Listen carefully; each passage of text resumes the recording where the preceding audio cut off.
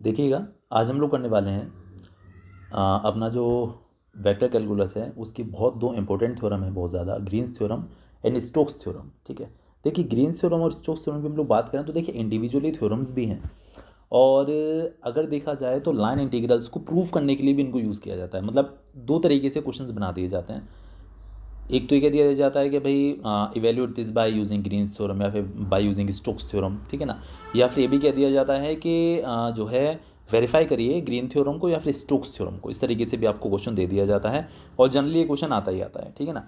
तो देखिए पहले हम ग्रीन थ्योरम के बारे में बात कर लेते हैं। देखिए एक बात और, ग्रीन थ्योरम और स्टोक्स थ्योरम दोनों ही लाइन इंटीग्रल से रिलेटेड हैं। तो अगर आपने लाइन इंटीग्रल अच्छे से कर लिया तो आप ये कर पाएंगे अच्छे से, वरना तो आपको थोड़ी सी प्रॉब्लम आने वाली है। इसीलिए आप लाइन इंटीग्रल पहले अच्छे से समझ लें किस तरीके से लिमिट निकाली जाती है, ठीक है ना। और जो है उसके बाद आप ग्रीन थ्योरम करिएगा, ठीक है। तो देखिए सबसे पहले मैं ग्रीन थ्योरम को समझा देता हूँ कि है क्या, क्या स्टेट करती है। देखिए हमने मान लिया हमारे पास दो जो है कंटिन्यूस फंक्शंस हैं, एक हो गया हमारे पास पी एक्स वाई, दूसरा हो गया हमारे पास क्यू एक्स वाई, ठीक है। तो अब जो ग्रीन थ्योरम क्या स्टेट करती है, देखिए ये हम कर रहे हैं इसका लाइन इंटीग्रल। सी हमारे पास कोई भी कर्व है जिसके अलोंग हमें इंटीग्रेशन करना है। आपको याद होगी ये वाली चीज़ हमने लाइन इंटीग्रल में पढ़ी थी। तो integration on the along the curve C P D x plus Q D Y ये बराबर होता है इसके, ठीक है ना। ग्रीन थ्योरम यही स्टेट करती है कि ये जो लाइन इंटीग्रल होता है ये इसके इक्वल होता है, ये वैल्यू, ठीक है ना। यहाँ पर क्या है, डबल इंटीग्रल, और आर वो रीजन है जिसके अंदर हमारे दोनों एक्स वाई जो हमने अभी पी और क्यू जो फंक्शंस माने हुए हैं वो इस रीजन के अंदर लाई कर रहे हैं। और ये है del Q upon del X minus del P upon del Y D x D Y, ठीक है ना। मतलब ये वाली वैल्यू और ये वाली वैल्यू दोनों आपस में सेम आते हैं। आप लाइन इंटीग्रल से इसको कर लीजिए, ठीक है ना, और आप इसको सॉल्व कर लीजिए तो दोनों वैल्यू सेम आने वाली हैं, ठीक है ना। यही जो ग्रीन थ्योरम है यही स्टेट करती है कि ये वाली जो वैल्यू है इस लाइन इंटीग्रल के बराबर होती है अलोंग द कर्व सी, ठीक है। ये वाली चीज़ है ये। तो अब अगर इंडिविजुअली बोल दें कि भाई ग्रीन थ्योरम यूज़ करके आप एवेल्यूएट करो तो आप सीधे इसको यूज़ करोगे, और अगर वेरीफाई करने के लिए बोल दें तो आप लाइन इंटीग्रल की वैल्यू निकालोगे, उसके बाद इस वैल्यू को निकालोगे, दोनों आपस में सेम आनी चाहिए, ये कंडीशन है, ठीक है ना। अब देखिए ये है क्या, del Q upon del X del P upon del Y D x D Y, ये भी आपको क्वेश्चन समझ में आ जाएगा, ठीक है। देखिए पहला सवाल समझिएगा। अब vector field is given by, आपको एक वेक्टर फील्ड हमको दिया हुआ है, ये हमारे पास साइन वाई वेक्टर फील्ड, ठीक है ना। F vector is equal to sine Y I cap plus X one plus cos Y J cap, ठीक है ना। तो आपको इवेल्युएट करना है लाइन इंटीग्रल, ये आपको दिया हुआ है, ठीक है ना, C F dot D R. और यहाँ पर जो हमारे पास सी जो कर्व है जिसके अलोंग आपको इंटीग्रेशन को इवेल्युएट करना है वो है आपके पास X square plus Y square is equal to A square, जो कि एक सर्कल है और जिसकी रेडियस ए है, और सेंटर जो उसका सेंटर है वो ओरिजिन पर लाई करता है, ठीक है ना। तो आपको लाइन इंटीग्रल को इवेल्युएट करना है, कंडीशन है। तो देखिए लाइन इंटीग्रल को इवेल्युएट करना है तो आप लाइन इंटीग्रल से भी कर सकते हैं, ठीक है ना। और दूसरा आप इसे ग्रीन्स थ्योरम से भी कर सकते हैं। तो देखिए लाइन इंटीग्रल तो हमने पीछे किया हुआ है, आपने पीछे वाली वीडियो आप देखिए, ठीक है, आपको समझ में आ जाएगा लाइन इंटीग्रल क्या था। यहाँ पर हम लोग इसे ग्रीन्स थ्योरम से इवेल्युएट कर रहे हैं, तो देखिए कैसे करेंगे। सबसे पहले तो देखिए हम लोग बात कर लेते हैं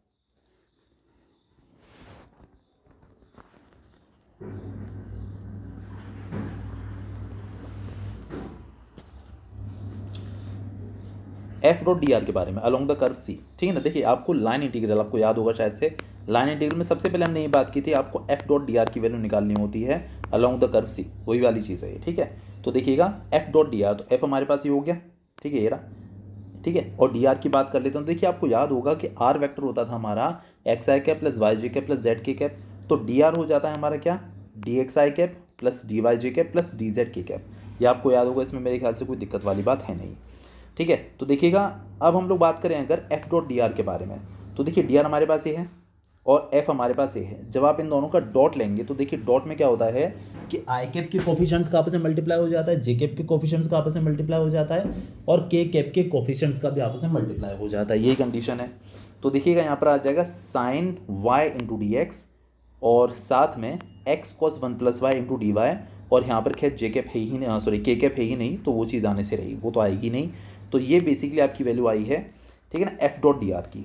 और अगर हम ग्रीन्स थ्योरम की बात करें तो देखिए आपको क्या चाहिए, आपको चाहिए del Q upon del X del P upon del Y D x D Y, ये वैल्यू आपको बेसिकली चाहिए, ठीक है ना। अच्छा अब देखिए पी क्या है, पी है आपके पास यहाँ पर क्या है, आई कैप का कोफिशिएंट मतलब कि साइन वाई, ठीक है। क्यू कैप क्या है आपका, ओ सॉरी पी कैप बोल दिया शायद मैंने, पी आपका क्या है, हमने बात की ना del P upon del X और del Q upon del X और del P upon del Y के बारे में।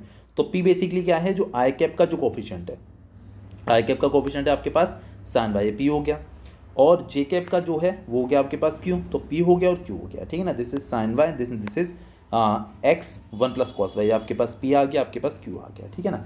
चलिए कोई दिक्कत वाली बात नहीं है।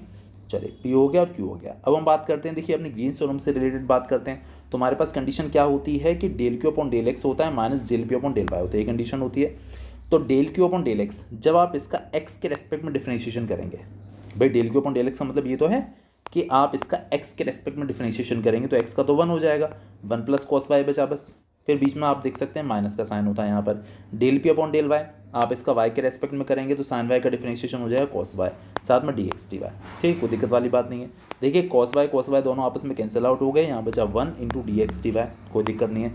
देखिए क्योंकि ये एक सर्कल है और मैंने सर्कल में आपको याद होगा लिमिट निकालने सिखा दिया था, हम जब डबल इंटीग्रल लेते हैं तो देखिए क्या करते हैं कि पहले देखिए यहाँ जो लिमिट होती है हम उसे कांस्टेंट रखते हैं और यहाँ जो लिमिट होती है हम उसे वेरिएबल रखते हैं, ठीक है ना। तो हमने क्या किया था, शायद आपको याद होगा, आप लास्ट वीडियो में देखिएगा कि हमने यहाँ पर हमने एक्स की लिमिट्स ले ली थी। तो जो हमारे पास थी, देखिए एक सर्कल है, ठीक है, एक्स ये जो कोऑर्डिनेट होंगे a,0 होंगे, तो अगर हम यहाँ से यहाँ जाते हैं तो 0 to a रेडियस हो जाएगी, तो x के लिए तो लिमिट हो जाएगी 0 to a, ठीक है ना। और अगर हम y की बात करें तो देखिए y के लिए कंडीशन हो जाएगी ए का वेरिएबल रख लेते, का कॉन्स्टेंट, हाँ तो देखिए हमने कांस्टेंट वाली कंडीशन निकाल ली, ठीक है ना, हमने कांस्टेंट वाली कंडीशन निकाल ली है। अब आपको इसे इंटीग्रेट अगर करना है तो आप क्या करते हैं बेसिकली कि अब आप y में देखिए आप x वाली निकाल चुके हैं, y वाली लिमिट निकाल लीजिए यहाँ से, तो कैसे निकलेगी, देखिए यहाँ से आप x की वैल्यू जब निकालेंगे तो आपको मिलेगा a square minus Y square, तो x हो जाता है आपके पास root A square minus Y square, तो यहाँ पर आपकी लिमिट हो जाती है 0 to root A square minus Y square, ठीक है ना। एक हो जाती है 0 टू a, दूसरी हो जाती है 0 to root A square minus Y square और डी एक्स डी वाई। आपको याद होगा आपने किया था, पहले आप x के रेस्पेक्ट में कर लिया करते थे इसको, फिर लिमिट पुट कर दिया करते थे, फिर y के रेस्पेक्ट में कर लेते थे, लास्ट वीडियो में हमने किया था। तो आपका ये आंसर आने वाला है pi A square, upper limit minus lower limit करके इसका आंसर आपको मिल जाएगा पाई ए स्क्वायर। यही आपकी ग्रीन थ्योरम है, ठीक है, करना गया आपको ये चीज़, ठीक है ना, double integration del Q upon del X minus del P upon del Y D x D Y, ये बेसिकली ग्रीन्स थ्योरम है। अभी देखिएगा अभी और अच्छे से क्लियर होगा, आई के क्वेश्चन में और अच्छे से आपका क्लियर हो जाएगा। देखिए यहाँ आपको समझ में आएगा अच्छे से, दोनों बातें आपको याद आ जाएंगी, लाइन इंटीग्रल भी याद आ जाएगा और साथ में ग्रीन्स थ्योरम भी याद आ जाएगी। इसीलिए मैंने वेरिफिकेशन वाला क्वेश्चन यहाँ पर ले लिया, verify Green's theorem in the plane for this one, ये आपको दिया हुआ है, वेयर सी हमारे पास कोई रीजन है, सी हमारे पास एक ऐसा पार्ट है, सी हमारे पास एक ऐसा पोर्शन है जो कि बाउंडेड बाय है y is equal to root X और y is equal to x square, इन दोनों से बाउंडेड है, जो हमारा कर्व है वो इन दोनों से बाउंडेड है। और आपको इस एक्सप्रेशन के लिए, इस लाइन इंटीग्रल के लिए ग्रीन्स थ्योरम को वेरीफाई करना है, ये आपके पास क्वेश्चन है, ठीक है। देखिए ये तो हमारे पास y is equal to x square है, तो आपको पता है ये x square is equal to 4ay kind का पैराबोला है, ठीक है ना। ये उन्होंने हमको जो दूसरा दिया हुआ है ये है y is equal to root x. कुछ लोग इसे देखते हैं ये कौन सा कर्व है, आप दोनों तरफ स्क्वायर करके देखिए आपको पता चल जाएगा, ये आ जाएगा आपका y square is equal to x, तो ये y square is equal to 4ax kind का पैराबोला है, ठीक है ना। दोनों पैराबोला हो गए आपके पास, ये तो पैराबोला था ही, दूसरा जो आपको दिया हुआ था y is equal to root x, ये भी एक्चुअली पैराबोला ही है, क्योंकि हमने दोनों तरफ स्क्वायर किया। तो आप देख पाएंगे कि ये आपका, ये गलत लिख गया मैं, ये आपका y square is equal to x है, ठीक है ना, ये आपका y square is equal to x है, तो ये दोनों ही आपके पैराबोलाज हैं, ये बात समझिएगा, ठीक है ना। चलिए अब हमें करना है इन दोनों से जो रीजन बाउंडेड है, ठीक है ना, उसके अलोंग आपको इसे एवेल्यूएट करना है, लाइन इंटीग्रल का सवाल है, ठीक है ना। लेकिन उन्होंने बोल दिया कि भाई आप ग्रीन्स थ्योरम को वेरीफाई भी करिए, तो आपको दो पार्ट करने पड़ेंगे, लाइन इंटीग्रल से भी करना पड़ेगा और ग्रीन्स थ्योरम से भी करना पड़ेगा, और दोनों से सेम लाना पड़ेगा, ठीक है। समझिएगा अब जरा अच्छे से, देखिए अगर हम x square is equal to 4ay kind का पैराबोला बनाते हैं तो ये बनता है, ठीक है ना, और अगर y square is equal to 4ax kind का पैराबोला बनाते हैं तो ये बनता है, ठीक है ना। इन दोनों के बीच में आप देखें ये रीजन बाउंडेड है, इसके अलोंग उन्होंने आपको बोल दिया है कि इसके अलोंग आप इसे इवेल्युएट करिए, ठीक है। चलिए ध्यान दीजिएगा, देखिए सबसे पहले तो आप इनका पॉइंट ऑफ इंटरसेक्शन निकाल लेते हैं, तो आप इन दोनों को साइमल्टेनियसली सॉल्व करेंगे तो आपका जो पॉइंट ऑफ इंटरसेक्शन आ जाएगा वो 1,1 आ जाएगा, पहली बात ये हो गई, ठीक है ना। चलिए इस कर्व की, अच्छा अब देखिएगा हमें इस पोर्शन के अलोंग इसको निकालना है, तो इस वाले पार्ट को, इस वाले कर्व के लिए हमने इसे C1 नाम दे दिया, आप देख सकते हैं, और इस वाले के लिए हमने इसको C2 नाम दे दिया। एक C1 हो गया, एक हमारा C2 हो गया, ठीक है ना। अच्छा, कर्व है, देखिए कर्व क्या स्टेट करता है कि पूरा राउंड चलता है, आप ऐसे गए और ऐसे आए, ठीक है ना। तो जाने के लिए अब इसको हमने C1 मान लिया, आने के लिए हमने इसको C2 मान लिया, इस तरीके से कर लिया। एक्स एक्सिस की तरफ से चल रहे हैं, इसीलिए हम यहाँ से गए हैं और यहाँ से वापस लौट कर आ गए हैं, इस तरीके से हमने इसको जो है बना लिया है, ठीक है। तो सबसे पहले हम लाइन इंटीग्रल से इसको सॉल्व करते हैं। सबसे पहले आपको क्या निकालना होता है, in the along the curve C F dot D r आपको निकालना होता है, ठीक है ना। यहाँ पर दो बातें चल रही हैं, C1 के लिए अलग चल रही है, C2 के अलग चल रही है। तो आप निकालेंगे C1 के लिए F dot D R plus C2 के लिए एफ डॉट डी आर। आप C1 के लिए अलग निकालेंगे, C2 के लिए अलग निकालेंगे और दोनों को कर देंगे प्लस। समझ पा रहे होंगे, तो आपको ये वैल्यू पता चल जाएगी। तो पहले हम बात करें अलोंग C1, ठीक है ना। सबसे पहले हम बात करें इसके लिए। अच्छा, अब देखिएगा ये कौन सा पैराबोला है, आप देख रहे हैं कि ये है आपके पास X square is equal to 4ay kind का पैराबोला। मतलब यहाँ से हमने इसको सॉल्व किया था, ये क्या था हमारा, y square is equal to x था, और ये वाला हमारा क्या था, x square is equal to y था। तो ये जो है, ये जो पैराबोला ये वाला, ठीक है ना, वो ये है x square is equal to y, ठीक है ना। वाई की पॉजिटिव डायरेक्शन माउथ ओपन है, ये मैं लिख भी दिया है, ये आपका x square is equal to y kind का पैराबोला है, ठीक है, कोई दिक्कत नहीं है। तो x square is equal to y कह लीजिए या फिर y is equal to x square कर लीजिए, दोनों का मतलब सेम ही है, ठीक है। अच्छा, अब देखिएगा आपको लाइन इंटीग्रल याद होगा, इसको या तो हम पूरे को y में चेंज करते थे या फिर पूरे को हम x में चेंज करते थे, ये कंडीशन होती थी। हम C1 की बात कर रहे हैं, तो देखिए अगर हमारे पास y is equal to x square है तो आप डिफ्रेंशिएट कर लीजिए, तो आपको dy पता चल जाएगा। तो dy will be equal to 2x dx। तो यहाँ पर हम dy के प्लेस पर 2x dx डाल सकते हैं, जहाँ जहाँ पर y है उसके प्लेस पर हम एक्स स्क्वायर डाल सकते हैं, यहाँ पर भी और यहाँ पर भी और यहाँ पर भी, और उसे इंटीग्रेट कर सकते हैं, ठीक है ना। लिमिट हमारी हो जाएगी 0 to 1 और हम उसकी वैल्यू इवेल्युएट कर लेंगे। देखिएगा ये रहा, सब यही काम किया है, जहाँ जहाँ पर y था उसके प्लेस पर एक्स स्क्वायर डाला है, ठीक है। देखिएगा मैं वापस दिखा देता हूँ आपको, यहाँ पर हम अगर एक्स स्क्वायर डालेंगे तो एक्स स्क्वायर का स्क्वायर आप देख सकते हैं, देखिए एक्स टू द पावर 4 हो गया है। ऐसे यहाँ पर भी डालेंगे तो ये एक्स स्क्वायर हो जाएगा, और यहाँ पर डालेंगे तो ये 6x इंटू एक्स स्क्वायर, तो 6x क्यूब हो जाएगा, और dy की जगह पर हमने लिख दिया होगा 2x dx, ठीक है। हम लाइन इंटीग्रल इवेल्युएट कर रहे हैं, रिमेंबर दैट, ओके। चलिए देखिए यहाँ भी dx है, यहाँ भी dx है, एक ही साथ हमने लिख दिया, 2x का इसके अंदर मल्टीप्लिकेशन कर दिया तो हमें मिल गया, देखिएगा 8x cube minus 12x to the power 4, 3x square और 8x टू द पावर 4 हमारा ये रहा, ठीक है। आप इसे इंटीग्रेशन करिए, लिमिट आपकी रहेगी 0 to 1। क्यों रहेगी 0 to 1? क्योंकि आप जा रहे हैं यहाँ से यहाँ, ठीक है ना, 0 to 1, और आप इसे नॉर्मली जैसे करते हैं उस तरीके से आप इसे इंटीग्रेशन करके अपर लिमिट माइनस लोअर लिमिट करेंगे तो आपको मिलेगा -1। अब हम C2 की बात करेंगे, ठीक है ना। C2 मतलब कौन सा, ये वाला कौन सा है, ये वाला पैराबोला है, ठीक है। तो यहाँ पर है y square is equal to x, ठीक है। तो अगर y square is equal to x है, आप दोनों साइड डिफ्रेंशिएशन कर लेंगे तो आपको मिल जाएगा 2y dy is equal to dx। तो आप इस बार dx की जगह पर 2y dy लिख दीजिए, ठीक है, और जहाँ जहाँ पर भी x है उसकी जगह पर आप लिख दीजिए वाई स्क्वायर। अब आपका पूरा जो फंक्शन बनने वाला है वो वाई स्क्वायर में बनने वाला है, ठीक है। फिर से हमने इसको इंटीग्रेट कर लिया। लिमिट की बात करें तो देखिए लिमिट में इसमें क्या रहेगा, इस बार आप आ रहे हैं यहाँ से यहाँ, ठीक है, मतलब कि 1 to 0 आपकी लिमिट रहने वाली है। तो 1 to 0 लिमिट हमने ले ली है, अपर लिमिट माइनस लोअर लिमिट करके सॉल्व किया है। नॉर्मल इंटीग्रेशन है, इसमें पैनिक होने वाली कोई चीज़ नहीं है, ठीक है। तो 3/2 इसका आंसर निकल कर आ गया। अगर हम 3/2 नहीं, इसका आंसर आ गया 5/2। तो अब हमें टोटल लेना था, दिस प्लस दिस करना था, तो -1 प्लस 5/2 किया, तो आप देख सकते हैं 3/2 हमारा लाइन इंटीग्रल से इसकी वैल्यू निकल कर आई है, ठीक है।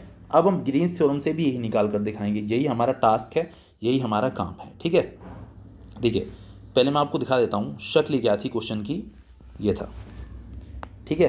देखिए हमारे पास जो मैंने सबसे स्टार्टिंग में लिखा था कि आपको अगर कोई इक्वेशन दी हुई है, प्लेन की इक्वेशन आपको दी हुई है, तो dx के साथ वाला आप p कह देते हैं, dy के साथ वाला आप q कह देते हैं, ये कंडीशन होती है, ठीक है ना। और अगर dx और dy नहीं दी जाए, आई कैप और जे कैप करके दे दिया जाए, तो जो आई कैप के साथ होगा वो आपका p कहलाएगा और जो जे कैप के साथ होगा वो आपका q कहलाएगा, ऐसे आप समझ लीजिए, ठीक है।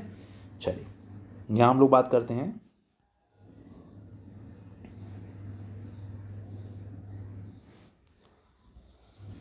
हाँ जी। तो यहाँ पर P है आपके पास, जो कि क्या थी condition, p D x plus Q D y थी ना, ये कंडीशन थी ना। तो पी डी एक्स की बात करें तो P हमारे पास ये था, Q हमारे पास ये था, ठीक है।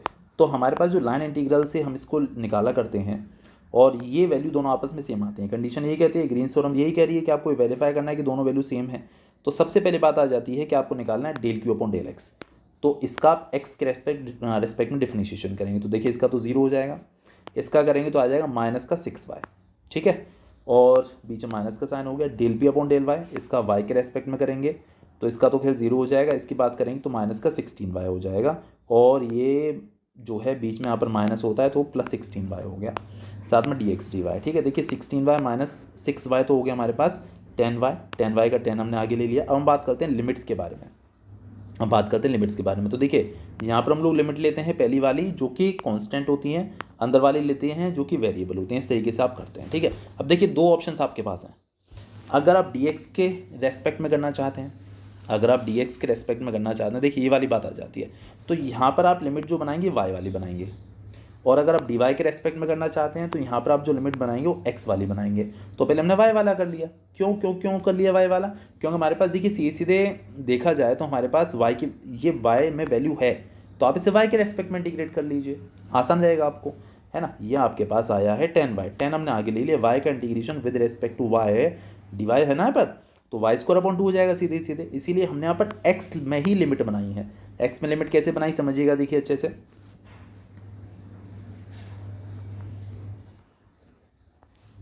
देखिए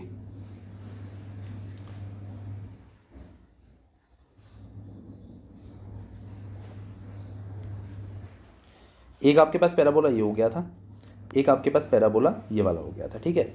अब हमारे पास दो वैल्यूज़ हो गई हैं, एक तो हो गया है y is equal to x square, ठीक है, और एक हो गया आपके पास y is equal to root x, है ना। ये आपके पास था y is equal to x square वाला ये हो गया, ठीक है ना, और y is equal to root x ये हो गया आपका ये वाला, ये तो था y is equal to root x. भाई ये तो चीज़ है, देखिए ये जो पैराबोला था, ये जो पैराबोला था वो आपके पास ये था y square is equal to x, तो आप कह सकते हैं कि y is equal to root x, ये तो चीज़ हो गई, ठीक है। और दूसरा आपका ये हो गया, ये वाली जो चीज़ है, ये वाला पैराबोला की हम लोग बात करें तो ये आपके पास है y is equal to x square, ठीक है ना। ये आपके पास कंडीशन यहाँ पर हो गई है। अब देखिए हम लोग ट्रैवल कर रहे हैं, हम लोग मूव कर रहे हैं नीचे से ऊपर की साइड, राइट। तो जो नीचे वाला कर्व है हमारे पास, मतलब ये वाला जो है ये तो नीचे लाया कर रहा है, ये आपके पास है y is equal to x square, और जो ऊपर है वो है आपके पास y is equal to root x. तो आपको यहाँ पर लिमिट लेनी है एक्स स्क्वायर से रूट एक्स तक, कहाँ गया ये एक्स स्क्वायर से रूट एक्स तक, ठीक है ना। ये हमारे पास कितना हो गया था 10y, 10 हमने आगे ले लिया, अंदर बचा y, तो y का इंटीग्रेशन y स्क्वायर अपॉन 2 हो गया, ठीक है ना। Upper limit minus lower limit कर दिया तो आपको मिल गया x minus x to the power 4, यहाँ जो 2 आया 2 से हमने 10 को कैंसिल करके 5 लिख लिया था, और अब आपको x के रेस्पेक्ट में इसे इंटीग्रेट करना है और लिमिट डाल देनी है 0 to 1, ठीक है ना। Upper limit minus lower limit कर लिया तो आप देख सकते हैं इसकी वैल्यू, देखिए इसकी भी कितनी निकल कर आई है, ये 3/2 ही निकल कर आई है। और देखिए हमने जो लाइन इंटीग्रल से इसको सॉल्व किया था वो भी देखिए 3/2 ही आया था, ठीक है ना। तो ये ग्रीन्स थ्योरम को इस तरीके से आप वेरीफाई कर सकते हैं, ये आपके पास क्वेश्चन आया करता है, ठीक है। चलिए इसके बाद एक और क्वेश्चन देखिएगा, ये भी ग्रीन थ्योरम का ही है। क्या स्टेट कर रहा है कि आपको फिर से ग्रीन्स थ्योरम को वेरीफाई करना है, वेरीफाई ग्रीन्स थ्योरम, और आपको जो इक्वेशन दी हुई है ये आपका एक कर्व है जिसके अलॉन्ग आपको निकालना है, ये है x square plus x y D x plus x square plus Y square D y. देखिए ये आपका पी कहलाता है, वाला आपका क्यू कहलाता है अगर ग्रीन्स थ्योरम की बात करते हैं तो, ठीक है ना। और आपका जो कर्व है दैट इज़ अ स्क्वायर, और जो स्क्वायर है वो बाउंडेड है x is equal to plus minus 1 से और y is equal to plus minus 1 से, ठीक है। तो देखिए आपका हमने यहाँ पर एक स्क्वायर बना लिया है, देखिए x is equal to plus minus 1 का मतलब है x is equal to minus 1, x is equal to plus 1। ऐसे ही ये भी आपका y is equal to minus 1, y is equal to plus 1, तो x is equal to minus 1 ये लाइन बनेगी, x is equal to plus 1 इधर line बनेगी, ठीक है। y is equal to minus 1 नीचे बनेगी, y is equal to plus 1 यहाँ बनेगी, ठीक है। जब आप इसे लाइन इंटीग्रल से सॉल्व करेंगे तो देखिए हमने इसके वर्टिसेस को नाम दे दिया a b c d। तो देखिए लाइन इंटीग्रल से जब हम इसको सॉल्व करते हैं तो आप a to b आइएगा, b to c आइएगा, c to d आइएगा, फिर d to a आइएगा, और सबको आप टोटल कर दीजिए तो आपको पता चल जाती है वैल्यू, ठीक है। देखिए हमने किया हुआ है line integral over the square ABCD, तो आपको निकालना है f डॉट डी आर। तो f डॉट डी आर कहाँ से कहाँ तक, a से b के लिए अलग, b से c के लिए अलग, c से d के लिए अलग, फिर d से a के लिए अलग, और सबको आपको ऐड कर देना है, ठीक है। तो देखिए पहले हम चल रहे हैं हमारा a से b तक, हम निकाल रहे हैं पहले ए टू बी। तो देखिए ए टू बी की बात करें तो आप देखेंगे आप एक्स के अलॉन्ग चल रहे हैं, तो जब एक्स के अलॉन्ग चल रहे हैं तो आपका जो डी वाई है वो ज़ीरो हो जाएगा, क्योंकि वाई में वेरिएशन ही नहीं आ रहे हैं, वाई में चेंजेस ही नहीं आ रहे हैं, तो आपका जो डी वाई है वो ज़ीरो हो जाएगा। और आप देख सकते हैं इस पूरी लाइन पर वाई की वैल्यू 1 है, ठीक है। तो आप इसके अंदर जहाँ जहाँ वाई है उसके प्लेस पर तो 1 डाल देंगे, जैसे कि यहाँ आप देख रहे हैं इस जगह पर है, ठीक है ना। और जो डी वाई है उसकी वैल्यू हम 0 डाल देंगे, क्योंकि वाई में चेंज ही नहीं आया, ठीक है ना। जब वाई 1 है तो डी वाई की वैल्यू तो 0 हो जाएगी ना। तो इस तरीके से देखिए हमने जहाँ पर वाई रहेगा हमारा वहाँ पर हम 1 डाल देंगे, जहाँ पर डी वाई होगा वहाँ पर 0 डाल देंगे, ठीक है।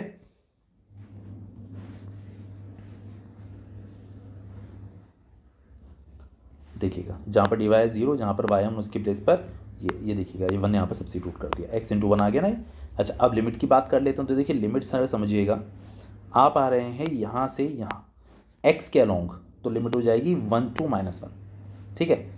इस तरीके से हमने निकाल लिया f dot D r A B के अलोंग, जो कि हमारे पास अब नॉर्मल इंटीग्रेशन किया है इसको और अपर लिमिट माइनस लोअर लिमिट किया, तो वैल्यू होगी आपकी -2/3। अब हमने इसी तरीके से f dot D r B C के अलोंग निकाला। तो जब हम इसको बी सी के अलोंग निकालेंगे तो आप देख सकते हैं y के अलोंग ट्रेवल कर रहे हैं, तो इस बार dx 0 हो जाएगा और x की वैल्यू आप देख रहे हैं दोनों जगह -1 फिक्स्ड है।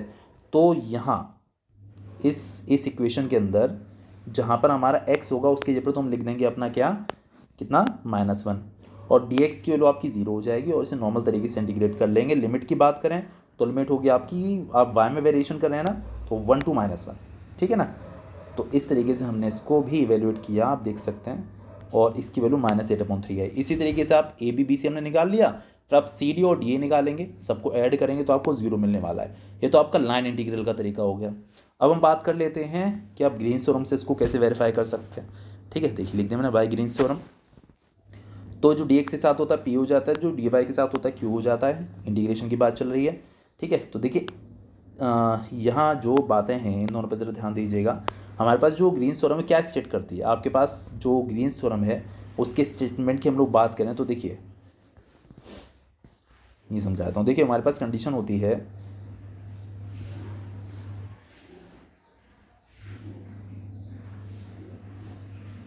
Del Q upon del X minus del P upon del Y. तो del Q upon del X अगर आप करते हैं तो इसका देखिए 2x, इसका 0, minus del P upon del y, इसका y के रेस्पेक्ट में रहेंगे तो ये 0 हो जाएगा, यहाँ पर x बचेगा, तो ये वैल्यू आ गई। लिमिट्स का डिस्कस कर लेते हैं। देखिए लिमिट की क्या कहानी चलेगी। देखिए आपको पता है बहुत अच्छे से कि यहाँ जो हमारा पूरा कर्व जो वेरी कर रहा है, जो हमारी वैल्यूज़ हैं -1 से +1 है, आप देख रहे हैं। y पे भी आप देख पाएंगे कि -1 से +1 था, x पे भी -1 से +1 था, और तो इसके अलावा कुछ था नहीं, तो -1 and 1, ठीक है ना। ये आपकी लिमिट्स हैं, कोई दिक्कत वाली बात ही नहीं इस चीज़ में।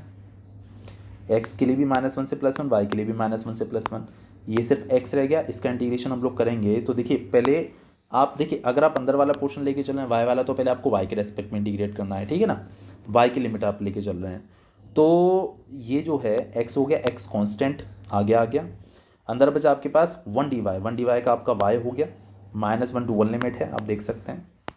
अपर लिमिट माइनस लोअर लिमिट किया तो आपको मिल जाएगा 2। अब आपके पास x dx है, साथ में 2 है, तो 2 तो आ गया। आगे x का इंटीग्रेशन किया तो x² अपॉन 2, अपर लिमिट माइनस लोअर लिमिट किया तो आप देखेंगे ये वैल्यू भी आपकी 0 निकल कर आई है। तो लाइन इंटीग्रल से भी वही वैल्यू निकल कर आई है और जो है ग्रीन्स थ्योरम से भी वही वैल्यू निकल कर आई है, ठीक है। ये कंडीशन हो गई। इसके बाद देखिएगा अब हमारे पास है स्टोक्स थ्योरम, ठीक है। मैंने स्टोक थ्योरम लिख दिया है जल्दी में, कोई बात नहीं है। स्टोक्स थ्योरम कह लीजिए या स्टोक थ्योरम कह लीजिए, एक ही बात है, ठीक है। तो देखिए ये भी आपका लाइन इंटीग्रल से ही रिलेटेड है। तो लाइन इंटीग्रल की वैल्यू आप निकाल लीजिए, उसके बाद आप वेरीफाई कर सकते हैं उसको बाय यूजिंग स्टोक्स थ्योरम और बाय यूजिंग ग्रीन्स थ्योरम। तो ग्रीन्स थ्योरम आपने पढ़ लिया, ठीक है ना। तो del Q upon del X था, minus del P upon del Y था, डी एक्स डी वाई था, ठीक है। इस बार देखिए जो स्टोक्स थ्योरम है वो क्या स्टेट करती है। देखिए स्टोक्स थ्योरम 2 काम में आती है। पहले तो आप लाइन इंटीग्रल से जो वैल्यू आई है उसे आप स्टोक्स थ्योरम से निकाल कर दोनों को इक्वल शो करके एक तो प्रूविंग कर सकते हैं। दूसरा ये है क्या, ये बेसिकली क्या है, लाइन इंटीग्रल को सरफेस इंटीग्रल में चेंज कर देती है। सरफेस इंटीग्रल मतलब एरिया के रिगार्डिंग, लाइन इंटीग्रल मतलब कि एक लाइन के रिगार्डिंग, ठीक है ना। लाइन भी कह देते, देखिए लाइन भी कह देते हैं, कर्व भी कह देते हैं, ठीक है ना। तो यहाँ पर क्या मतलब स्ट्रेट इंटीग्रल की बात यहाँ पर चलती है। Straight integral I mean two से सिंगल डायमेंशन, और जो सरफेस इंटीग्रल है वो डबल डायमेंशन में चलता है। जैसे आप देख पा रहे होंगे कि जो लाइन इंटीग्रल की वैल्यू है f dot D R along the curve C, ये लाइन इंटीग्रल का सिंबल होता था, आप तो इससे फैमिलियर हो गए होंगे बहुत अच्छे से। और अगर हम लोग बात करें स्टोक्स थ्योरम, तो स्टोक्स थ्योरम के अकॉर्डिंग ये वैल्यू इसके बराबर ही आने वाली है। Double integration along the surface, जो भी हमारे पास सरफेस हो, और जो हमारे पास वेक्टर इक्वेशन होगी उसका आपको कर्ल लेना है, उसके बाद आपको एन लेना है। देखिए यहाँ पर एन भी लिख देते हैं, एन कैप भी लिख देते हैं, ठीक है, एक ही बात है। ये यूनिट वेक्टर है along the normal to the vector function, जो भी आपको वेक्टर फंक्शन दिया होगा उसके नॉर्मल मतलब परपेंडिकुलर, ठीक है। और डी एस बेसिकली आया आपका d x into D y, है ना, सरफेस में चेंज कर रहे हैं तो d x into D y. देखिएगा ये लिखा हुआ है यहाँ पर, एन हमारे पास क्या, normal vector to the plane. अब देखिए उन्होंने क्या बोला हुआ, पहला सवाल है using Stokes theorem evaluate this one x y D x plus x Y square D y. देखिए लाइन इंटीग्रल है, और where C is a square in the x y plane with vertices, आपको स्क्वायर के vertices भी दिए हुए हैं चारों, और आपको इसे एवेल्युएट करना है बाय यूजिंग स्टोक्स थ्योरम, ठीक है ना। स्टोक्स थ्योरम को यूज़ करके आपको इसे एवेल्युएट करना है, ठीक है। चलिए देखिए समझिएगा, देखिए आपको निकालना है यहाँ पर एफ का कर्ल, तो पहले आपको एफ पता होना चाहिए। देखिए जो ये है इससे हम एफ वेक्टर भी पता कर लेते हैं, और कई बार हमें अगर एफ वेक्टर दे दिया जाए तो हम इससे ये जो है प्लेन की इक्वेशन भी पता कर लेते हैं। तो डी एक्स जो है इसकी जगह पर आप सीधे सीधे लिखिए आई कैप, और डी वाई के पर लिखिए सीधे सीधे जे कैप, ठीक है ना। देखिए आपको बहुत अच्छे से पता है क्या कि जो आर वेक्टर होता है हमारे पास वो कुछ होता है ऐसा कि एक्स आई कैप होता है प्लस वाई जे कैप होता है प्लस जेड के कैप होता है। अगर हम यहाँ पर डी आर की बात करते हैं तो डी एक्स आई कैप आ जाता है, डी वाई जे कैप आ जाता है, और डी जेड के कैप आ जाता है। तो सीधे सीधे समझ लीजिए कि डी एक्स की जगह पर आपको आई कैप के फॉर्म में लिख लेना है, डी वाई के पर आपको जे कैप के फॉर्म में लिखना है, क्योंकि देखिए जब आप दोनों का डॉट लेते हो ना तो I dot one I one हो जाता है तो डी एक्स आ जाता है, जे डॉट जे वन हो जाता है तो डी वाई आ जाता है। इस तरीके से आपकी वैल्यूज़ आ जाती हैं। तो अगर हम यहाँ पर इसे वेक्टर फॉर्म में लिखेंगे तो एक्स वाई आई कैप और x Y square J cap, ये आपके पास वैल्यू होगी, क्योंकि आपको इसका निकालना है कर्ल ऑफ एफ, और आपको कर्ल निकालना बहुत अच्छे से आता है। एफ का आप निकालेंगे नाबला के साथ cross product, nabla was del upon del X del upon del Y del upon del Z, I cap J cap K cap थे हमारे। इसको हमने सॉल्व किया, इसके लिए इसको हाइड किया, this into this minus this into this, ठीक है। नॉर्मल तरीके से इसके वैल्यू में इवेल्युएट किया तो आपको एफ का जो कर्ल है वो मिल जाएगा, ठीक है। देखिए मैं आपको समझा दूँ, इसका ऐसे किया जीरो, जब आप इसका ऐसे करेंगे तो del upon del z of x Y square. तो देखिए del upon del z of x Y square का मतलब है कि एक्स वाई स्क्वायर का आपको डिफरेंशिएट करना है विद रिस्पेक्ट टू जेड, तो जीरो ही आएगा क्योंकि उसमें जेड है ही नहीं। इसके बाद हम जे कैप की बात करते हैं, इन दोनों को हाइड करते हैं, this into this minus this into this, ये भी जीरो जीरो आ गए हैं दोनों। इसी तरीके से के कैप के लिए और हाइड किया, del upon del x of x Y square. तो देखिए जब आप del upon del x of x Y square करेंगे तो एक्स का वन हो जाएगा, सिर्फ वाई स्क्वायर बचेगा, ठीक है। आप देख सकते हैं ये लिखा हुआ है, माइनस इसका इधर करेंगे तो del upon del y of x y. तो जो आप इसका वाई के रेस्पेक्ट में करेंगे तो सिर्फ एक्स मिल जाएगा, वाई का वन हो जाएगा, ये वैल्यू आ गया, आप देख सकते हैं, कोई दिक्कत नहीं है। तो k cap y square minus x, ये आपका निकल कर आ गया इसका कर्ल। तो आपको करना क्या होता है, आपको करना होता है curl of F dot n vector n cap d s, ये कंडीशन होती है, ठीक है। ये वैल्यू आ गई। चलिए देखिए उन्होंने बोला हुआ है यहाँ पर हमको कि हमारे पास जो प्लेन है that is x y plane. तो देखिए एक्स वाई प्लेन के परपेंडिकुलर आपको बहुत अच्छे से पता है, जो वेक्टर होता है एक्स वाई प्लेन के परपेंडिकुलर होता है जेड, एक्स वाई के परपेंडिकुलर होता है जेड। आपको याद होगा कि एक्स के अलोंग जो यूनिट वेक्टर होता है वो आई कैप होता है, वाई के अलोंग जो यूनिट वेक्टर होता है जे कैप होता है, और जेड के अलोंग जो यूनिट वेक्टर होता है वो के कैप होता है। तो जेड के अलोंग के कैप होता है, तो इसीलिए आप समझ गए कि एन के प्लेस पर आपको के कैप डाल देना है। देखिए एन कैप भी लिख देते हैं, एन भी लिख देते हैं, कोई फर्क नहीं पड़ रहा है, आप यूनिट वेक्टर ही मानकर चलिए उसको। तो आप एन की जगह पर के कैप लिखने वाले हैं, ठीक है। तो आपके पास जो वैल्यू थी, हमने क्या किया था कि double integration of curl of F, तो एफ का कर्ल हमारा ये आया था डॉट एन वेक्टर हमने ये निकाल दिया, डी एस मतलब कि हमने बताया डी एक्स डी वाई, ठीक है। अब आपको इसे करना है इवेल्युएट। अब देखिए हम लिमिट की बात कर लेते हैं। तो देखो उन्होंने साफ साफ बोला हुआ है कि एक्स की वैल्यू -1 से +1 है, वाई की वैल्यू -1 से +1 है, और नॉर्मल तरीके से जैसे हम करते चले आए हैं हमने इसको इंटीग्रेट कर लिया है, ठीक है। और हमारी वैल्यू निकल कर आई है 4/3, ठीक है। के डॉट के 1 हो जाता है, आपको बहुत अच्छे से पता है ये बात, ठीक है। नॉर्मल तरीके से इंटीग्रेट करिए, पहले अंदर वाली वैल्यू y है तो y के रेस्पेक्ट में इंटीग्रेशन कर लीजिए, फिर x के रेस्पेक्ट में अपर लिमिट माइनस लोअर लिमिट, तो 4/3 इसका आंसर निकल कर आ जाएगा, ठीक है। तो ये आपका हमने स्टोक्स थ्योरम से इसको इवेल्युएट कर लिया, जो हमारे पास है प्लेन की इक्वेशन दे रखी थी, ठीक है। अच्छा अब देखिएगा एक क्वेश्चन ये भी आता है कि स्टोक्स थ्योरम को वेरीफाई करिए, तो वहाँ पर दो काम हो जाते हैं। एक तो लाइन इंटीग्रल से आपको सॉल्व करना पड़ेगा उसको, फिर आपको जो है स्टोक्स थ्योरम से एवेल्यूएट करना पड़ेगा, दोनों को सेम दिखाना पड़ेगा, फिर ये चीज़ आ जाती है। देखिए लिखा हुआ है verify Stokes theorem of the vector field, हमको वेक्टर फील्ड ये इसकी इक्वेशन दी हुई है, ठीक है। देखिए यहाँ पर तो उन्होंने हमको आई cap J cap K cap के फॉर्म में दिया हुआ है, कई बार इस फॉर्म में नहीं देते हैं, कन्फ्यूज़ मत होइएगा, dx dy dz के फॉर्म में लिख देते हैं, जैसे कि शायद से पीछे लिखा हुआ था। तो जो उनके जो कोफिशिएंट्स होते हैं उनको आप समझ जाइए कि हाँ भाई ये वेक्टर ही है, ये X Y cap plus x Y square J cap ऐसे भी लिख देते हैं, तो कन्फ्यूज़ होने का बिल्कुल मतलब नहीं है, ठीक है। चलिए तो देखिएगा, उन्होंने बोला कि verify Stokes theorem for the vector field, दिया उनको वेक्टर फील्ड की इक्वेशन दी हुई है over upper half surface of this one. देखिए आपको एक स्फीयर की इक्वेशन दे रखी है x square plus Y square plus z square is equal to 1 in x y plane. देखिए आपको बहुत अच्छे से एक बात पता है, एक्स वाई प्लेन में जेड जीरो होता है, तो जो आप इसमें जेड जीरो डालेंगे तो आपको मिलेगा x square plus Y square is equal to 1, ठीक है ना, x square plus Y square is equal to 1, ये कंडीशन हो गई। यहाँ से हमारी लिमिट आसानी से निकल आएगी, एक्स के लिए 0 to 1 हो जाएगी, वाई के लिए 0 to √1 माइनस वाई स्क्वायर हो जाएगी, ये कंडीशन हो जाएगी, ठीक है। चलिए तो देखिए वेरीफाई करना है तो पहले हम एफ डॉट डी आर निकालते हैं, तो एफ हमारे पास ये रहा, ठीक है ना। डी आर क्या होता है, डी एक्स आई cap plus D Y J cap plus D Z K cap. तो जब आप इसका डी आर के साथ डॉट लेते हैं तो आपको मिल जाता है 2x minus Y D X Y Z square D Y और Y square Z D Z, ये वैल्यू आगे। देखिए क्योंकि आपको बहुत अच्छे से पता है कि z की वैल्यू 0 है, तो अगर z 0 है तो डी जेड भी 0 होगा, तो देखिए ये 0 हो जाएगा पूरा, और z 0 तो ये भी 0 हो जाएगा, सिर्फ ये बचेगा 2x minus Y D x, ठीक है। अच्छा अब देखिएगा, क्योंकि ये आप देखेंगे जब z 0 डाला तो एक सर्कल बन गया था, ये x square plus Y square is equal to 1, ठीक है, ये कंडीशन हो गई थी। तो जब आप इसे इंटीग्रेट कर लें, देखिए इंटीग्रेशन है, सिंगल इंटीग्रेशन है, आप 2x के साथ इसको अलग ले सकते हैं, 2 और x dx कोई दिक्कत नहीं है, माइनस यहाँ पर आप ले लेंगे क्या y dx, ठीक है, ये कंडीशन हो जाएगी। लिमिट आपकी क्या रहेगी, लिमिट आपकी रहेगी 0 to 1, आप इसे सॉल्व करेंगे क्योंकि देखिए सर्कल है तो इसका एरिया आने वाला पाई आर स्क्वायर, रेडियस हमारे पास यहाँ पर 1 है, तो पाई इंटू 1 स्क्वायर, तो आंसर इसका पाई ही निकल कर आएगा, आप इसको सॉल्व कर लीजिए, ठीक है, ये कंडीशन हो जाती है। और इसके बाद हम लोग बात करते हैं स्टोक्स थ्योरम से हम वैल्यू निकालते हैं, तो सबसे पहले हम लोग क्या निकालते हैं, कर्ल ऑफ एफ। तो देखिए एफ हमारे पास क्या था, 2x minus Y I cap minus Y Z square J cap minus Y square Z K cap.